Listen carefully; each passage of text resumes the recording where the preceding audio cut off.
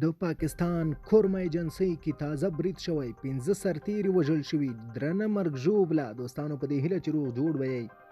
ویډیو را سره تر پای وګورئ زموږ چینل سبسکرایب کړئ پر پاکستان بدې ورځې پاکستان کورما کې په یو برید کې 15 سرتیري وژل شوي دي سرچینې وایي افغانستان سره د لګېدلې پولې ترڅنګ د خیبر پښتونخوا د کوزې کورمې قبایلې زولې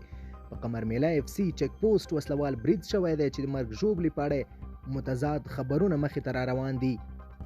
د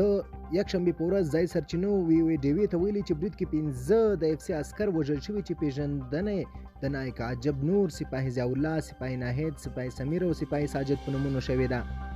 خو ځینې نور امنیتي سرچینې بیا وایي چې د ترهګرو برید کې یوازې 2 د اف سی سرتیري ژوبل د پاکستاني طالبانو تحریک د یاد برید ذمواري په خپله غاړه اخیستې ده برید شپږ د اف سی عسکرو ته مرګ ژوبله اړولې ده خو د پاکستان پوځ ویان ادارې و آی اس آی پی ارسلا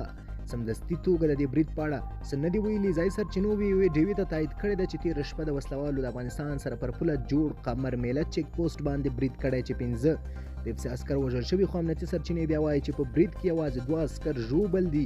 په عین وخت کې سیمې ته د برید د 3 عسکرو د وژل کېدو 4 نور د ژوبل کېدو اطلاعات هم مخې ته راغلي د پوځ ویان د ادارې ای اس پی یا د ای اف سی په رسمي ډول د دې دعوو پخلی یا درېدنه نه ده کړې